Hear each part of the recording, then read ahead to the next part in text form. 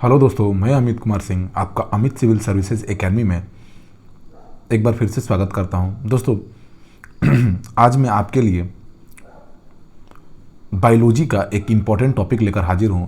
इसमें हम लोग कोशिका के बारे में पढ़ेंगे। सेल क्या है, कोशिका का विभाजन कैसे होता है, कोशिका के कौन कौन से अंग होते हैं, इसके बारे में हम लोग जानकारी लेंगे। ठीक है, तो चैनल पर साइंस के भी वीडियो अब अपलोड होने लगे। आप देख रहे हैं, भौतिकी है, रसायन है, बायोलॉजी है, साथ ही साथ इतिहास के भी क्वेश्चन सीरीज चल रही है, जिसमें आप देख सकते हैं मैंने प्राचीन इतिहास के लगभग सारे टॉपिक को अपलोड कर दिया है। आधुनिक भारत के इतिहास का भी टॉपिक चल रहा है और मध्यकालीन भारत का भी बहुत सारा टॉपिक मैंने डाला है, जो आपके आने वाले 67 बीपीएससी और सीडीपीओ के लिए बहुत इंपॉर्टेंट है।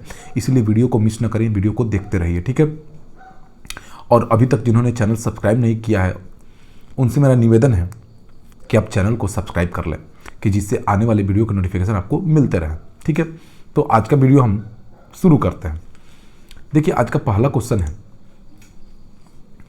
ईस्ट मिलाने पर गूथे हुए आटे के उठने का क्या कारण है। देखिए, जैसे ही हम आटे में ईस्ट को मिलाते हैं तो होता क्या है, ईस्ट की बहुत सारी कोशिकाओं में, आटे में ईस्ट की कोशिकाएं, बहुत सारी कोशिकाएं बनने लगती है। ठीक है, कोशिकाओं में क्या हो जाती है, वृद्धि हो जाती है। ईस्ट की कोशिकाएं जो है आटे में अपना बहुत सारी कोशिकाएं बनने लगती हैं। ठीक है, ईस्ट की बहुत सारी कोशिकाएं आटे में बनने लगती हैं, जिसके कारण आटा क्या होता है, फूलने लगता है। ठीक है, तो कोशिकाओं की संख्या में क्या होती है, वृद्धि।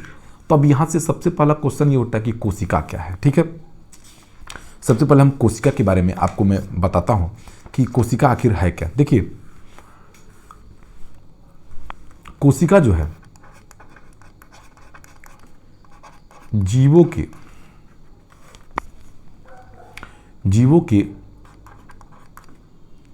की कार्यात्मक तथा रचनात्मक इकाई है। कार्यात्मक तथा क्या है, रचनात्मक इकाई है। ठीक है, कार्यात्मक तथा क्या है, रचनात्मक इकाई है। ठीक है, यह किसी जीव या किसी पादप का वह छोटा से छोटा भाग है जिसमें वो सभी गुण होते हैं। जब वह वृद्धि करने के बाद जो गुण होते हैं वो सारे गुण उसमें पाए जाते हैं। ठीक है, यानी यह क्या होता है, यह सूक्ष्मतम भाग है जिसमें जीवन रहता है। जिसमें क्या रहता है, जीवन रहता है। ये श्वसन भी कर सकता है, वृद्धि भी कर सकता है, सारी चीजें कर सकता है। ठीक है, कोशिका को सर्वप्रथम किसने खोजा है, इंग्लिश में अगर बोला जाए तो स्ट्रक्चरल एंड फंक्शनल यूनिट है किसी भी जीव का, सबसे छोटा से छोटा जीवित भाग है ये। इसकी खोज 1665 ईस्वी में किसने किया था, रॉबर्ट हुक ने बोतल की कॉर्क में देखा था। ठीक है, कोशिका को। ठीक है, ये एक मृत कोशिका थी। क्या थी, एक मृत कोशिका थी। जीवित कोशिका की खोज लीवेनहॉक ने किया था। जीवित कोशिका के बारे में सर्वप्रथम किसने बताया था, लीवेनहॉक ने, जिसने जीवाणु का भी खोज किया है। ठीक है, लीवेनहॉक ने जीवाणु का भी खोज किया है, इसी ने जीवित कोशिका के बारे में बताया। और यहीं पे अगर विषाणु का खोज पूछते कि विषाणु को किसने खोजा, तो इवानोवस्की। किसने खोजा है, इवानोवस्की। ठीक है, याद रखिए। ठीक है, अगर पूछ दे कि सबसे बड़ी कोशिका कौन सी है, सबसे बड़ी कोशिका, तो वो शुतुरमुर्ग का अंडा, ऑस्ट्रिच का अंडा। ठीक है, शुतुरमुर्ग का अंडा है सबसे बड़ा कोशिका। ठीक है, मानव शरीर में सबसे बड़ी कोशिका कौन सी है, मानव शरीर में सबसे बड़ी कोशिका, मानव शरीर में सबसे बड़ी कोशिका है आपको तंत्रिका तंत्र। ठीक है, याद रखिएगा, तंत्रिका तंत्र। इसकी लंबाई 90 सेंटीमीटर से 1 मीटर के आसपास होती है। ठीक है, ठीक है, या 90 सेंटीमीटर से 1 मीटर या इससे अधिक भी हो सकती है। ठीक है, और सबसे छोटी कोशिका अगर पूछ दे, सबसे छोटी कोशिका कौन है, तो सबसे छोटी जो कोशिका हो जाएगी वो होता है कौन सा,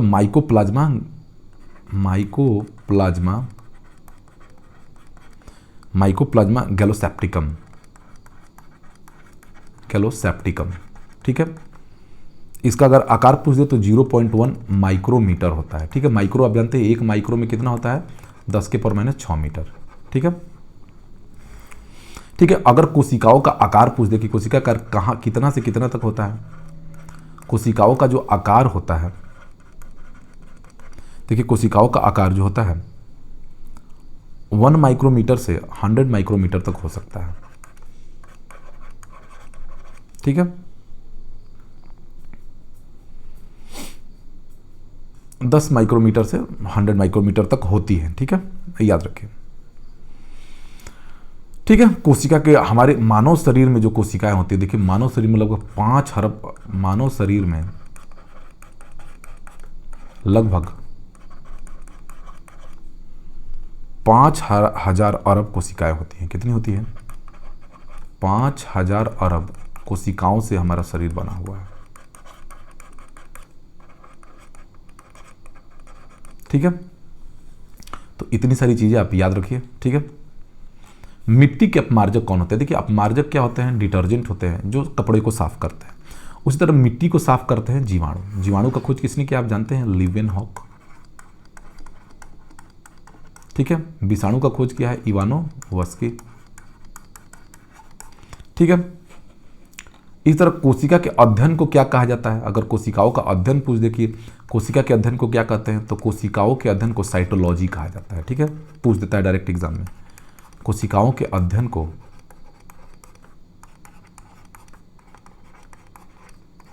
साइटोलॉजी, ठीक है, कहा जाता है। कोशिका सिद्धांत के बारे में किसने बताया, सेल थ्योरी। कोशिका सिद्धांत, सेल थ्योरी किसने बताया है, तो स्लाइडेन एंड स्वान ने, स्लाइडेन तथा स्वान ने। ठीक है ना, याद रखिए, ये इंपॉर्टेंट क्वेश्चन है, एग्जामों में डायरेक्ट पूछते हैं। ठीक है, इसी तरह ठीक है, ध्यान रखिए, ऐसे अकशेरुकी को क्या कहते हैं जो उभयलिंगी होते हैं। अब उभयलिंगी क्या है थोड़ा सा जान लीजिए। देखिए आपने नर और मादा तो सुना होगा। ठीक है, नर अलग होते हैं और मादा क्या होती हैं, अलग होती हैं, महिला पुरुष जैसे होते हैं। नर और मादा क्या होते हैं, अलग अलग होते हैं। लेकिन एक उभयलिंगी भी जीव होता है। उभयलिंगी का ऐसा जीव जिसमें समय के अनुसार मादा और नर दोनों अंग पाए जाते हैं, समय के अनुसार मादा और, तो इसके बारे में ऐसे जीव जो एक ही समय में, ऐसे जीव जो एक ही समय में या विभिन्न समयों में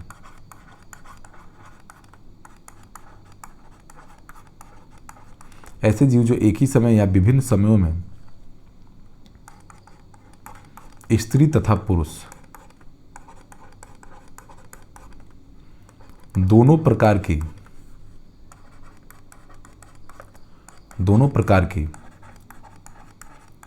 प्रजनन कोशिकाओं, दोनों प्रकार की प्रजनन कोशिकाओं को उत्पन्न करते हैं। ठीक है, उन्हें उभयलिंगी जीव कहा जाता है। ठीक है, उन्हें क्या कहते हैं, उभयलिंगी जीव। अब ऐसा कौन कौन सा होता है, देखिए ऐसा हाइड्रा होता है, कीचुआ होता है, फीताकृमि होता है, लेकिन कॉकरोच नहीं होता। कॉकरोच उभयलिंगी नहीं है। तो जो उभयलिंगी नहीं होता तो यहाँ पे कॉकरोच, हाइड्रा, केचुआ और फीताकृमि तीनों क्या है, उभयलिंगी। जिस तरह परमाणु का संबंध अणु से है उसी प्रकार कोशिका का संबंध कैसे है। देखिए थोड़ा कोशिका के बारे में जानिए। देखिए कोशिका किसी भी जीव का सबसे छोटा से छोटा कार्य, सबसे छोटी कोशिका क्या होता है, किसी जीव या पादप का सबसे छोटी कार्यात्मक तथा रचनात्मक इकाई होती है। सबसे कार्यात्मक या रचनात्मक क्या होती है, इकाई होती है।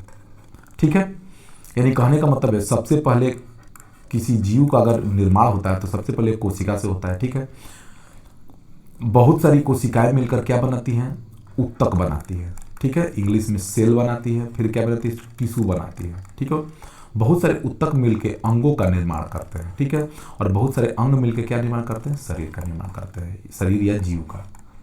ठीक है, तो ये है वृद्धि का क्रम, ठीक है, कोशिका से कैसे बनता है। उसी तरह आप परमाणु के बारे में जानते हैं। किसके बारे में जानते हैं? परमाणु क्या होता है? किसी भी पदार्थ का सबसे सूक्ष्मतम भाग, ठीक है। तो बहुत सारे परमाणु मिलकर क्या बनाते हैं? अणु बनाते हैं, ठीक है है ना। बहुत सारे परमाणु मिलकर क्या बनाते हैं? अणु बनाते हैं, और बहुत सारे अणु मिलकर क्या बना देते हैं? पदार्थ बना देते हैं, आप जानते हैं। तो उसी तरह जिस तरह परमाणु से अणु बनता है, उस तरह कोशिका से क्या बनता है? जीव बनता है, ठीक है, याद रखिए।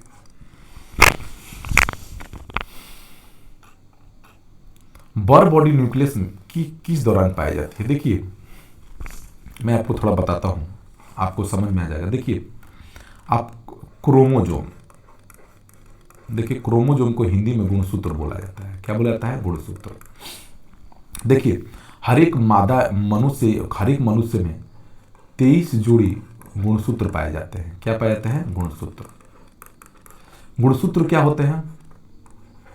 गुणसूत्र द्वारा एक पीढ़ी से दूसरे पीढ़ी में अनुवांशिक गुण जाता है। क्या जाता है? एक पीढ़ी से दूसरी पीढ़ी में क्या जाता है? अनुवांशिक गुण का क्या होता है? ट्रांसफर हो जाता है, यानी माता और पिता के गुण जो है बच्चों में जाते हैं, ठीक है। 23 जोड़ी गुणसूत्र अनुवांशिक होते हैं। अनुवांशिकता की इकाई जो होती है जीन होती है। क्या होती है? अनुवांशिकता की इकाई जीन होती है, ठीक है।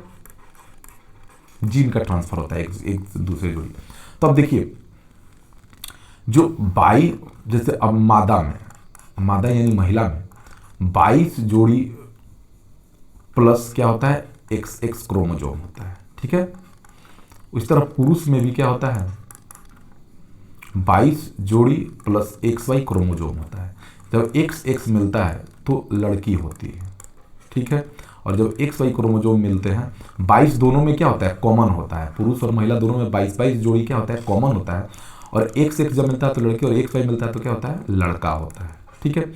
तो एक जिसमें XX कोशिकाएं, XX जो XX क्रोमोजोम जिसमें ज़्यादा होता है, तो ये स्त्रियों में XX क्रोमोजोम होता है। तो उसी की जब कोशिका का जब एक मान लीजिए एक महिला में जब बच्चे का जन्म होता है, तो बच्चे के जन्म समय कोशिका का विभाजन होता है।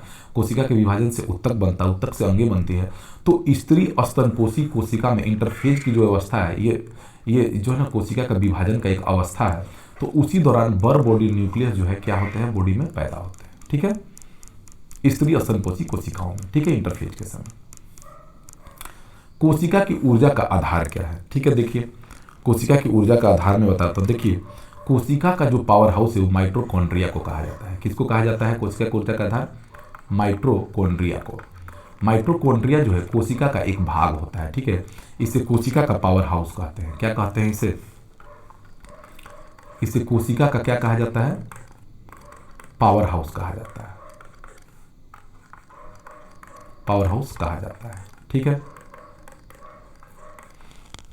अब मैं थोड़ा सा आपको कोशिका के बारे में बता देता हूं कि कोशिका में कौन कौन से अंग होते हैं, जिससे आपको क्लियर हो जाएगा। बहुत सारी चीजें आपको क्लियर होगी, ठीक है। मैं आपको थोड़ा सा जानकारी देता हूं, ज़्यादा नहीं लेकिन थोड़ा बहुत जानकारी देना आपको आवश्यक है।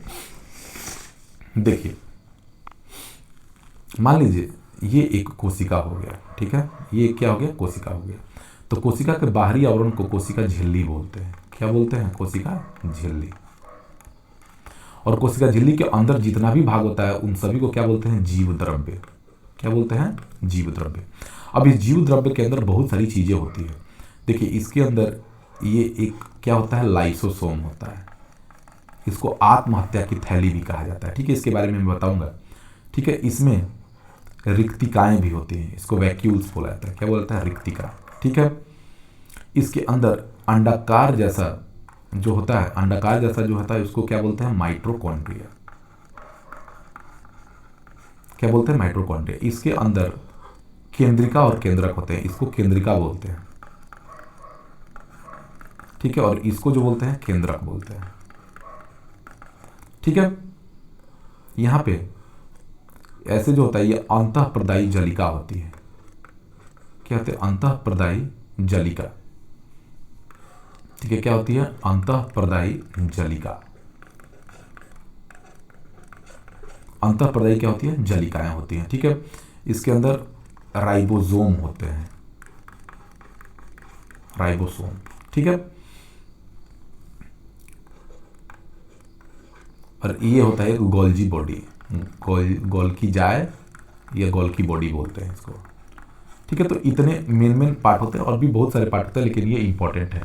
तो माइटोकॉन्ड्रिया को जो होता है, ये क्या होता है, माइटोकॉन्ड्रिया जो आकार में क्या होता है, अंडाकार होता है। माइटोकॉन्ड्रिया अंडाकार होता है। क्या होता है, अंडाकार होता है।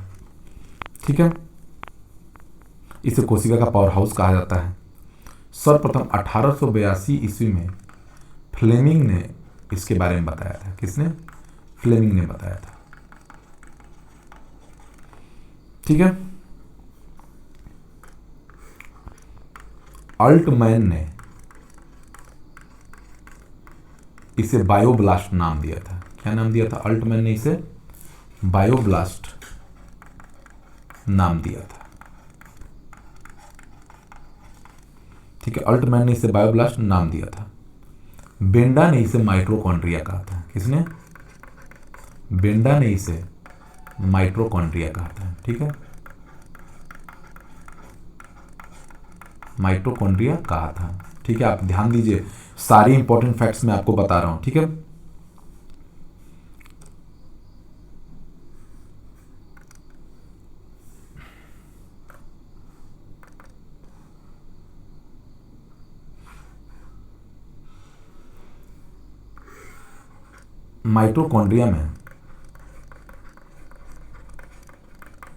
माइटोकॉन्ड्रिया में डीएनए, आरएनए तथा राइबोसोम पाया जाता है। क्या पाया जाता है, राइबोसोम पाया जाता है। ठीक है,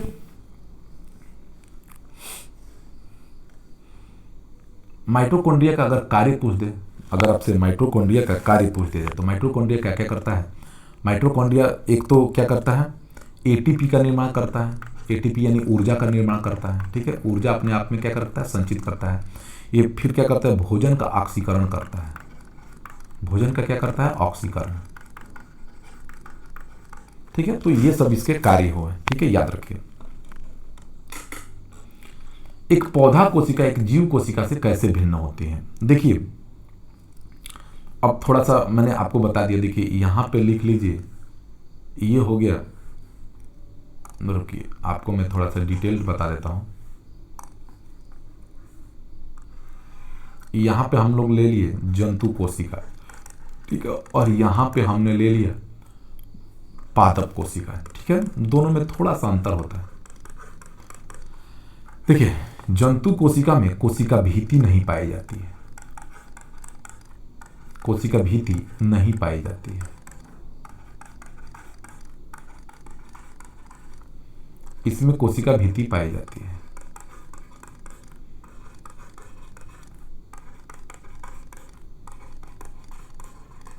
कोशिका भीति पाई जाती है। ठीक है, इसमें लवक नहीं पाए जाते।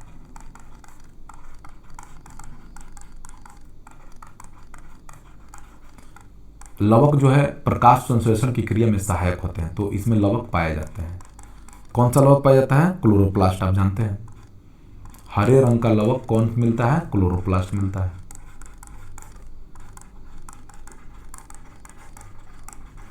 ठीक है,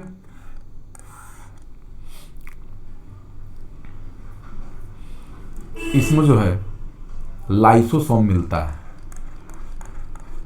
लाइसोसोम तथा सेंट्रोसोम पाए जाते हैं।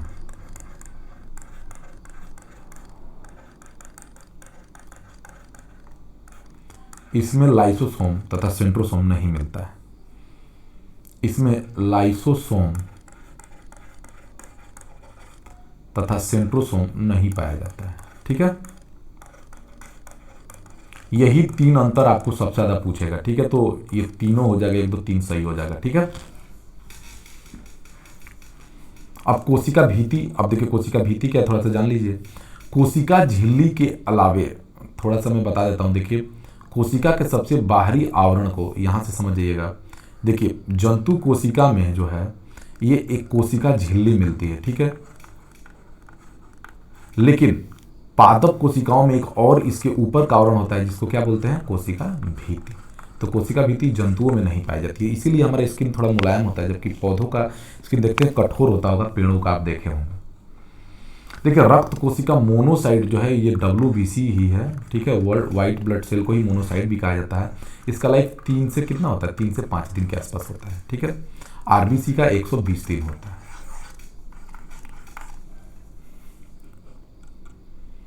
नील हरे शैवाल की कुछ जातीय कौन सी विशेषता उन्हें जैविक रूप में वर्धित करने में सहायक है। देखिए ये क्या करते हैं, ये फसल के पौधों को ऐसे एंजाइम पैदा करने के लिए प्रेरित करते हैं जो नाइट्रोजन में सहायक है, ठीक है, तो नाइट्रोजन को नाइट्रेट में बदलने में सहायक होती है।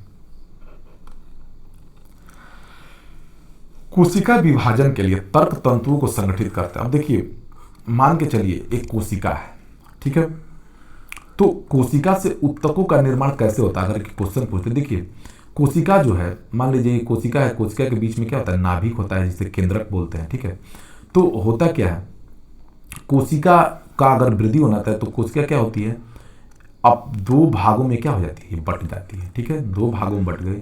फिर इसी तरह ये 2 से ये क्या हो गई, ये फिर 2 भागों से अलग भागों में बट गई, ठीक है। तो इस तरह बहुत सारी कोशिकाएं जो है विभाजन होकर अपनी संख्या को बढ़ाती हैं, और एक तरह का गुण जिन जिन कोशिकाओं में होता है वो मिल के क्या बना लेता है, उत्तक बना लेता है, ठीक है। तो कोशिका का विभाजन के लिए तर्क तंतुओं को संगठित कौन करता है, अर्धगुणसूत्र करता है, ठीक है। आधे आधे भागों में क्या होते हैं, विभाजित होते चले जाते हैं। मानव शरीर के किस अंग में लसिका कोशिकाओं का निर्माण होता है, ठीक है, मानव शरीर के किस अंग में लसिका कोशिकाओं का निर्माण होता है। देखिए लसिका जो कोशिकाएं होती हैं, यह भी लसिका जो कोशिकाएं होती है यह भी WBC का भाग ही होती है। WBC का क्या होती हैं, भाग होती हैं, और इनका निर्माण जो होता है बृहद ग्रंथियों में होता है। कहां पर होता है, बृहद ग्रंथियों में होता है। निम्न में कौन से कथन सत्य है। देखिए विरोइड्स एकल कुंडलित RNA अणु से बने होते हैं। स्टेम कोशिकाओं के संदर्भ में विचार करिए। देखिए अब स्टेम कोशिका है क्या, मैं थोड़ा आपको बता देता हूं। देखिए ऐसी अविकसित कोशिकाएं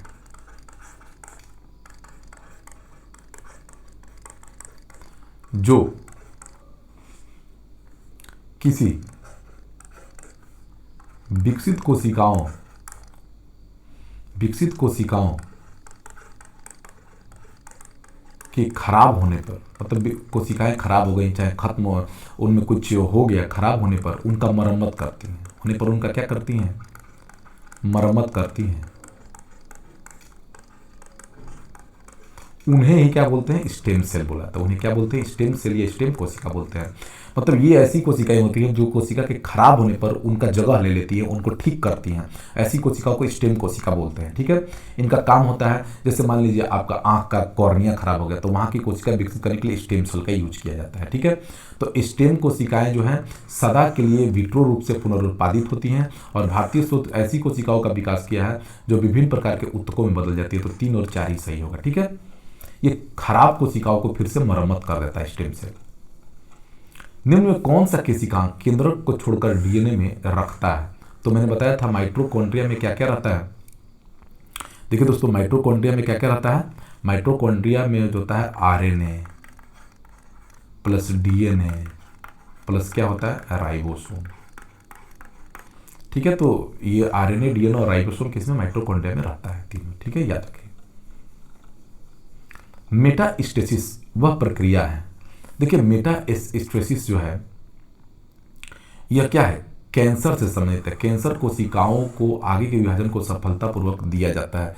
कहने का मतलब है मेटास्टेसिस में क्या होता है, सॉरी दोस्तों ये नहीं होगा, ये गलती से मैंने बता दिया आपको।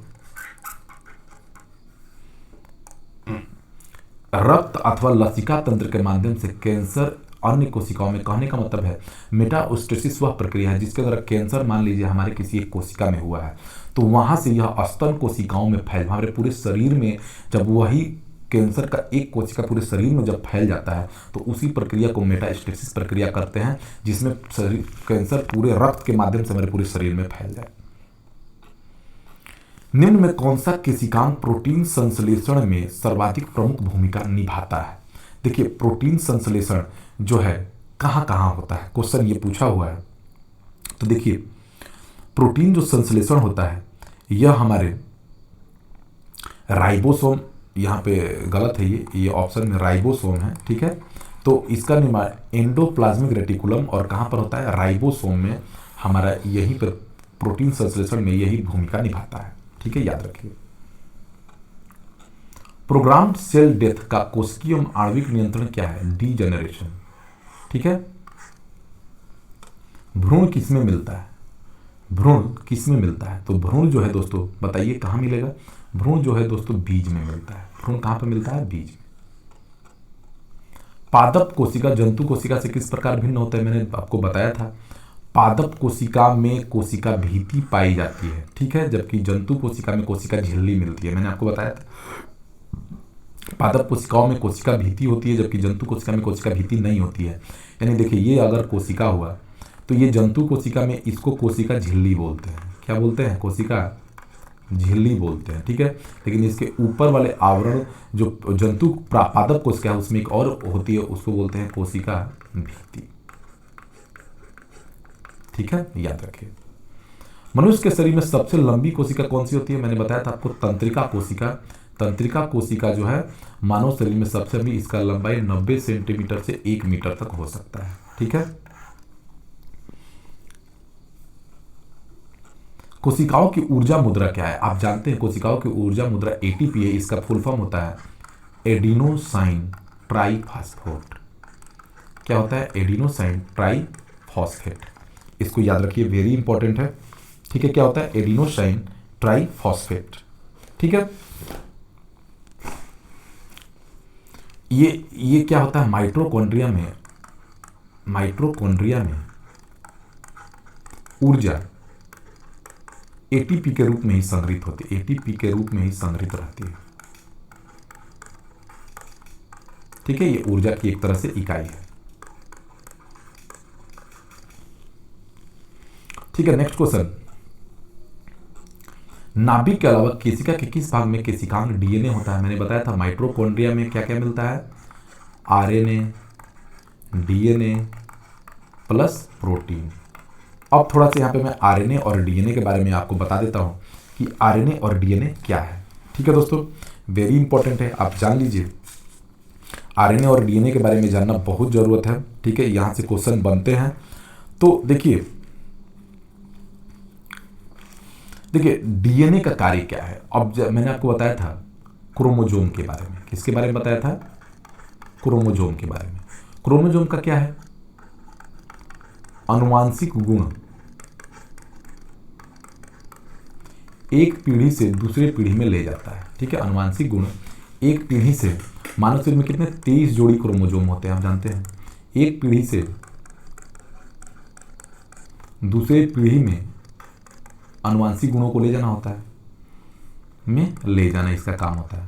तो वे किस माध्यम से जाते हैं, ये डीएनए के माध्यम से ही जाते हैं, ठीक है। डीएनए का फुल फॉर्म होता है डीऑक्सी राइबो न्यूक्लिक एसिड, याद रखिएगा, डीऑक्सी राइबो न्यूक्लिक एसिड, ठीक है, याद रखिए।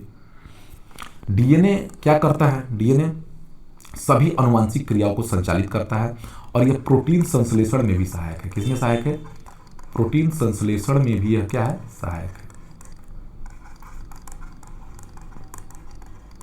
ठीक है। प्रोटीन का संश्लेषण करता है, ठीक है। अब डीएनए का डबल हेलिक्स मॉडल, डीएनए का डबल हेलिक्स मॉडल ये एक सीढ़ीनुमा संरचना होती है डीएनए की, ठीक है ना। डीएनए का डबल हेलिक्स मॉडल जो है वो वाटसन तथा क्रिक ने दिया था। वाटसन तथा किसने दिया था, क्रिक ने दिया था 1953 में, ठीक है, ठीक है, याद रखिए, ठीक है। डीएनए में देखिए, डीएनए में आपको बेस पाए जाते हैं, ठीक है। डीएनए में दो तरह के बेस पाए जाते हैं, ठीक है। डीएनए में दो तरह के बेस पाए जाते हैं, ये भी एग्जामों में पूछा हुआ है, दो तरह के बेस पाए जाते हैं। कौन कौन से बेस होते हैं, एक का नाम है प्यूरीन, ठीक है, एक का नाम क्या है, प्यूरीन, और दूसरे का नाम क्या है? दूसरे का नाम है पिरामिडीन। एक का नाम है प्यूरिन, दूसरे का नाम है पिरामिडीन। ठीक है, याद रखिए।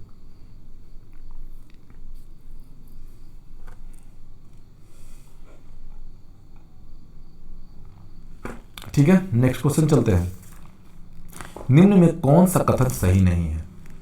देखिए, विषाणु जो है सम एकल तंतु आरएनए अणु से बने होते हैं। विषाणु जो है आरएनए अणु से बने होते हैं, याद रखिए इसको। ठीक है, साधारण मानव में कितने गुणसूत्र हो? मैंने बताया था मानव में 23 जोड़ी गुणसूत्र होते हैं। कितने होते हैं? 23 जोड़ी, यानी कितना हो गया? 46। मानव शरीर की कोशिकाओं में पाए जाने वाले गुणसूत्र की जोड़ों की संख्या कितनी होती है? तो 23 जोड़ी। कितने होते हैं? 23 जोड़ी, याद रखिए, वेरी इंपॉर्टेंट है। जीवों में अत्यधिक विविधता का कारण क्या है? देखिए, जीवों में अत्यधिक विविधता का कारण जो है डार्विन के अनुसार जो है उत्परिवर्तन है। ठीक है, क्या है? उत्परिवर्तन। ठीक है, इसको इंग्लिश में बोला जाता है म्यूटेशन। अब इस म्यूटेशन को आप कैसे समझ सकते हैं? देखिए, पहले माना जाता है कि मनुष्य पहले बंदर का पूर्वज है। देखिए, बंदरों में कितना विकास हुआ, बंदर से चिंपैंजी बने। चिंपैंजी पहले चारों हाथ और पैर उससे नीचे की तरफ चलते थे, धीरे धीरे मनुष्य खड़ा होना सीखा और 2 पैरों पर चलना सीखा। तो ये उत्परिवर्तन, ये म्यूटेशन ही है। जैसे जैसे पीढ़ियां होती है उस पर वंशानुगत थोड़ा बहुत क्या होता है? परिवर्तन होता है। तो विविधता कारण उत्परिवर्तन ही है, म्यूटेशन ही है। निम्न में किसमें लिंग गुणसूत्र नहीं होते हैं? दोस्तों, ये छिपकली है जिसमें लिंग गुणसूत्र नहीं पाए जाते हैं। ठीक है, ज्यादातर जो सरीसृप होते हैं उनमें लिंग गुणसूत्र नहीं पाए जाते हैं। पादप कोशिका जंतु कोशिका से कैसे भिन्न? मैंने बताया था, कोशिका भीति के तौर पर होती है। कोशिका जो भीति होती है आपको पादप कोशिकाओं में होती है, लेकिन जंतु कोशिका में नहीं होती है। बहुत बार क्वेश्चन है, वेरी इंपॉर्टेंट है। जंतु कोशिका में निम्न में से क्या अनुपस्थित होता है? तो उसको सेलुलोज की कोशिका भीति नहीं होता है। मैंने बताया, बार बार देखिए, एक ही क्वेश्चन पूछा हुआ है।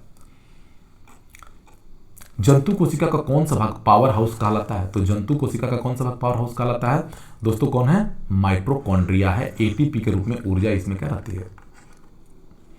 निम्न में कौन सा कोशिका को कोशिका का पावर हाउस कहा जाता है? माइटोकॉन्ड्रिया। देखिए, एक ही क्वेश्चन को कितना बार पूछा हुआ है, वेरी वेरी इंपॉर्टेंट क्वेश्चन है। प्लाज्मा झिल्ली बनी होती है। अब थोड़ा सा प्लाज्मा झिल्ली का नाम हम लोग पढ़ लेते हैं, प्लाज्मा झिल्ली क्या है। ठीक है, थोड़ा सा प्लाज्मा झिल्ली के बारे में हम लोग जान लेते हैं। देखिए, बहुत इंपॉर्टेंट है। देखिए, यह प्लाज्मा जो झिल्ली है, यह हमारे कोशिका का ही एक भाग होता है। क्या होता है? कोशिका का क्या होता है? एक भाग होता है। देखिए, प्लाज्मा झिल्ली के बारे में मैं थोड़ा सा आपको बता देता हूं। ये देखिए, हमारा जो है ना कोशिका हो गया। ठीक है, कोशिका के अंदर आपको ये क्या हो गया? केंद्रिका हो गया, और ये क्या हो गया? केंद्रक हो गया। ठीक है, ये बाहरी आवरण को क्या बोलते हैं? प्लाज्मा झिल्ली या कोशिका झिल्ली। ठीक है, और अंदर के भाग को क्या बोला जाता है? जीव द्रव्य। जीव द्रव्य के अंदर माइटोकॉन्ड्रिया, सारी चीजें इसी के अंदर होती है। तो यह कोशिका झिल्ली क्या करती है? कोशिका को बाहरी आवरण से, बाहरी खतरों से क्या करती है? बचाती है। इसके अंदर के भाग को, बाहर अवांछित चीजों को बाहर से अंदर आने नहीं देती, बाहर रखती है। ठीक है, ये किससे बना होता है? अगर ये पूछ दे कि ये किससे बना होता है कोशिका झिल्ली, तो देखिए, कोशिका झिल्ली जो है ये अर्ध परागरम्य झिल्ली है। इसकी मोटाई अगर पूछ दे कि 25 एंगस्ट्रम से 75 एंगस्ट्रम इसकी जो होती है, क्या होती है? मोटाई होती है। ठीक है, यह फॉस्फोलिपिड एवं प्रोटीन से बनी होती है। किससे बनी होती है? यह फॉस्फोलिपिड तथा प्रोटीन की बनी होती है। ठीक है ना, यह फॉस्फोलिपिड तथा प्रोटीन से बनी होती है। ठीक है, याद रखिए, ये बाहरी अनावंशित चीजों को अंदर आने नहीं देते, दरबान के रूप जैसा कार्य करता है कोशिका झिल्ली। तो किससे बना होता है? प्रोटीन से। ठीक है, क्लियर हो गया बात? प्रोटीन संश्लेषण में निम्न कोशिकाओं में से कौन भूमिका सबसे अधिक? देखिए, राइबोसोम और अंतःस्रावी दलिका जो होती है, यही दोनों क्या करती है? प्रोटीन संश्लेषण का निर्माण करती है। ठीक है, याद रखिए। मानव शरीर के किस अंग में लसिका कोशिकाएं बनती है? देखिए, लसिका कोशिकाएं जो है, मैंने आपको बताया था, लसिका कोशिकाएं क्या होती है? एक तरह से WBC होती है, श्वेत रक्त कोशिकाएं होती है। क्या होती है?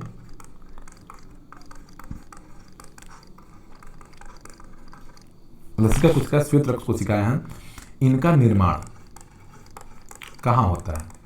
इनका निर्माण लसिका ग्रंथि, इनका निर्माण लसिका ग्रंथि, ठीक है, थाइमस ग्रंथि,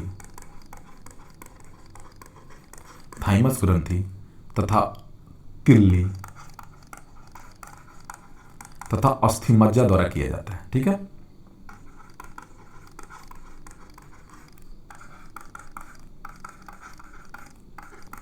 अस्थिमज्जा द्वारा इनका क्या किया जाता है? निर्माण। तो अगर ये ऑप्शन में पूछ दे तो क्या हो जाएगा आंसर? डी हो जाएगा, तिल्ली यहाँ पे ऑप्शन में 1 है। निम्न में कौन सा कथन प्राणियों में स्तंभ कोशिकाओं के प्रत्यारोपण के संदर्भ में असत्य है?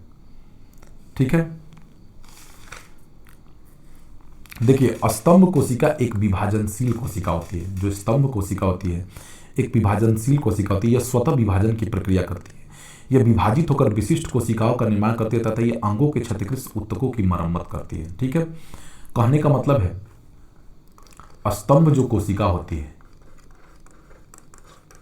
स्तंभ कोशिका, इसको स्टेम सेल भी, वही स्टेम सेल क्या होती है?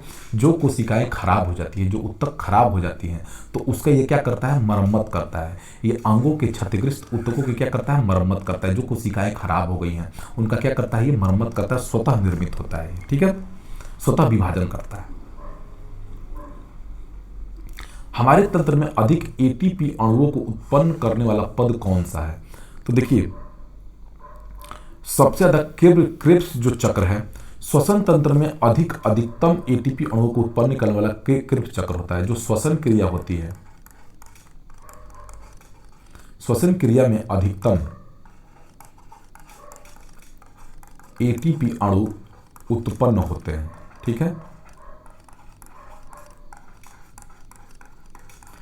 और यह जो चक्र है, यह चक्र माइटोकॉन्ड्रिया में संपन्न होता है। यह चक्र माइटोकॉन्ड्रिया में क्या होता है? संपन्न होता है और इसे क्रेब्स चक्र कहा जाता है। क्या कहा जाता है? क्रेब्स चक्र। इसकी खोज हैंस क्रेब्स ने 1937 में की थी। ठीक है, कब किया गया था? 1937 में। किसने किया था? हैंस क्रेब्स ने। तो ये कोशिका से संबंधित बातें रहें।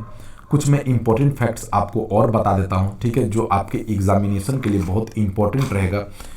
सभी के बारे में थोड़ी थोड़ी जानकारी आपको देना जरूरी है। ठीक है, देखिए कोशिका के कुछ अंगों की मैं जानकारी आपको दे देता हूं। देखिए सबसे पहले कोशिका का केंद्रक का खोज। देखिए कोशिका के केंद्रक का खोज 1831 ईस्वी में किसने किया था? रॉबर्ट ब्राउन ने। ठीक है, डायरेक्ट क्वेश्चन आपको एग्जाम में आ जाएगा। रॉबर्ट ब्राउन ने क्या किया था? खोजा था। ठीक है, याद रखिए। जीव द्रव्य की खोज। जीव द्रव्य मैंने बताया था कि कोशिका झिल्ली ये होती है और इसके अंदर का सभी भाग क्या कहलाता है? जीव द्रव्य। ठीक है, तो जीव द्रव्य की खोज अगर पूछते तो किसने किया था? डुजार्जिन ने। किसने खोजा है जीव द्रव्य को? डुजार्जिन ने खोजा है। ठीक है, याद रखिए इसको। जीव द्रव्य को क्या बोलते हैं? प्रोटोप्लाज्म भी बोलते हैं। क्या बोलते हैं? जीव द्रव्य को प्रोटोप्लाज्म भी कहा जाता है। याद रखिएगा। ठीक है, इसी तरह आगे हम चलते हैं। एक आता है गोल्जी बॉडीज। Golgi body. तो गोल्जी बॉडी को किसने खोजा? गोल्जी जो बॉडी है इसको कैमिलो गोल्गी ने खोजा था। किसने खोजा था? Camillo Golgi. यह भी कोशिका का एक भाग है। कैमिलो गोल्गी ने इसे खोजा था। ठीक है, ठीक है, याद रखिए आप। ठीक है,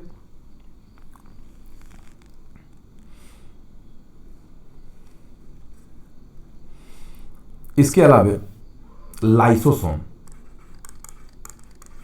लाइसोसोम जिसे आत्महत्या की क्या कहा जाता है? थैली कहा जाता है। क्या कहा जाता है? आत्महत्या की थैली थैली कहा जाता है, आत्महत्या की थैली। इसकी जो खोज की थी किसने की थी दोस्तों? इसकी खोज सीडी दुबे ने की थी। लाइसोसोम की खोज किसने की थी? सीडी दुबे ने की थी। सीडी दुबे ने इसे खोजा था। वेरी इंपॉर्टेंट है। यहां से देखिए बहुत सारे क्वेश्चन आपको बनेंगे, आपको याद रखना है।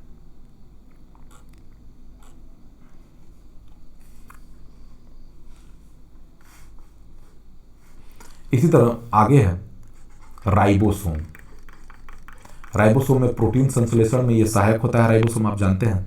राइबोसोम को पैलेड ने खोजा था। जीई पैलेड ने खोजा था। इसके लिए उन्हें नोबेल पुरस्कार भी मिला हुआ है। ठीक है, जी पैलेड ने खोजा था इसे। ठीक है,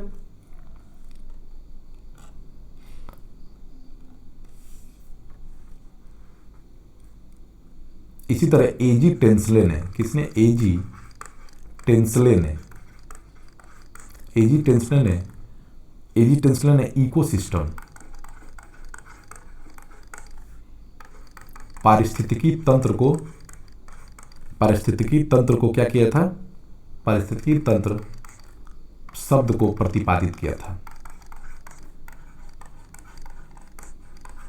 ठीक है, प्रतिपादित किया था एजी टेंसले ने। ठीक है, एंटीबायोटिक का खोज किसने किया? एंटीबायोटिक का खोज किया है किसने? आप याद रखिए, वैक्समैन ने। किसने? वैक्समैन ने। ठीक है, याद रखिए।